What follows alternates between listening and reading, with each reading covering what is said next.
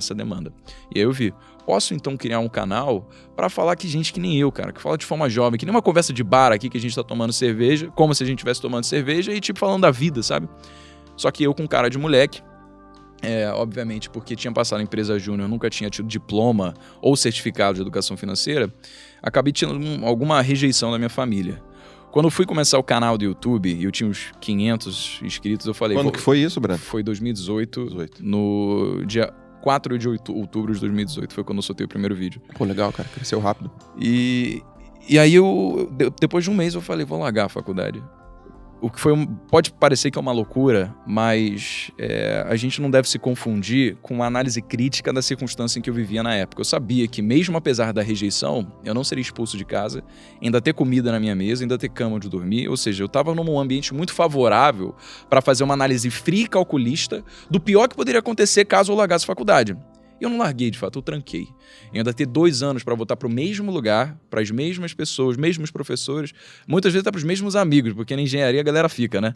Então, o que ia acontecer é que, cara, eu queria tentar. A pior coisa que eu via para mim era poder olhar para trás, era talvez olhar para trás e pensar, putz, e se eu tivesse tomado a iniciativa e eu não tomei? Eu não queria sentir isso, sabe? E aí, eu abandonei a faculdade, falei, eu vou focar agora tudo da minha vida para fazer esse negócio do YouTube dar certo.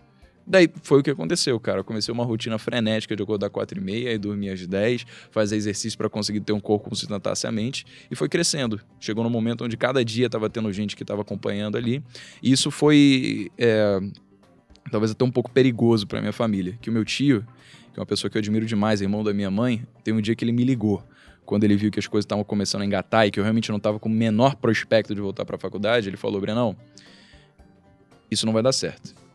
Você é um curioso aos olhos dessas pessoas. Você não tem diploma, você não tem nada que vá respaldar a credibilidade para as pessoas olharem para você como uma figura de autoridade. O que vai acontecer, as pessoas vão ver um moleque, vão ver alguma coisa, mas você nunca vai ser ninguém fazendo isso, porque você não tem o diploma.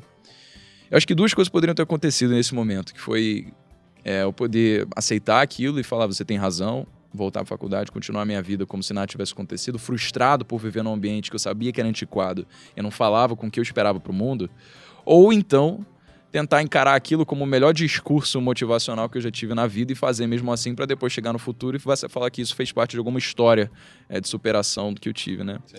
Então, acho que foi essa segunda mesmo que aconteceu e hoje estamos aqui falando sobre isso. Porra, que história massa, cara. Legal. Não conhecia tão profundamente essa questão da tua vida, mas eu ia te fazer essa pergunta. Quais foram as barreiras que você encontrou por ser tão jovem, não ter formação acadêmica? Elas foram mais internas? Elas foram mais da família? Foram dos amigos ou foi da audiência? Ou foi da molecada? Cara, sério, foi assim, eu nunca tive a menor dúvida, talvez por um pouco de prepotência ou ingenuidade, de que ia dar certo.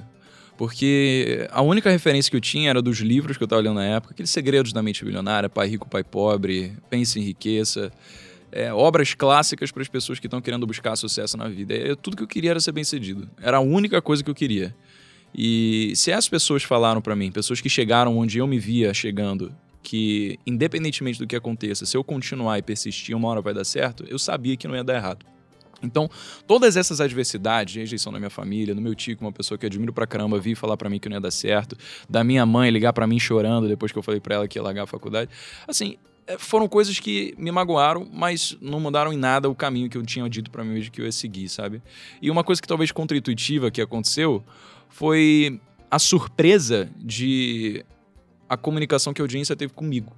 Porque muito mais positivo foi os comentários, a relação de compartilhamento, de likes do que eu estava fazendo, depois que as pessoas souberam da minha história, do que de negativo, por saber que eu não tinha nenhum respaldo acadêmico para assegurar o conteúdo que eu estava falando ali. Então, o que aconteceu foi que uma bela surpresa, sabe? Eu vi que eu estava fazendo algo que, de fato, poderia ajudar alguma pessoa ou outra, porque de vez em quando chegava alguém e mandava uma mensagem falando, pô, legal, vi aquele vídeo lá, gostei. Eu falava, caraca, olha que doideira, eu não conheço essa pessoa. E ela mandava mensagem e eu achava que aquilo era a coisa mais legal do mundo. Então, aquilo me deu um gás para mostrar que pelo menos eu estava no caminho certo. E justamente por não ter aquele senso de existe uma pessoa que é jovem, que tá falando desse jeito com as pessoas, eu falei, cara, vamos lá, bola pra frente. Sabe? Pior que aconteceu, eu voltar daqui a 2 anos. E o que aconteceu foi, Minha mãe chegou pra mim e falou, mas meu filho, já tem Primo Rico, já tem Natália Arcuri, já tem Perini, já tem Pitmani, canal do Holder, já tem um monte de gente aqui. Você acha que você vai conseguir fazer algum diferencial com tantas pessoas aqui que não estão no mercado também? Aí eu falei, eu acho.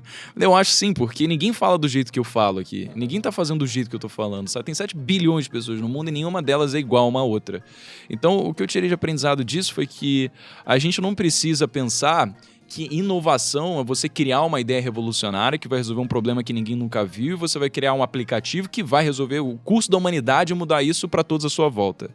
Pode ser simplesmente você fazer a mesma coisa que outra pessoa, só que de forma um pouquinho diferente. De forma um pouquinho mais sua, sabe? E ao longo do tempo trabalhar para se adaptar às circunstâncias à sua volta, fazer aquele ajuste fino para caminhar na direção que a maré está indo. E aí a gente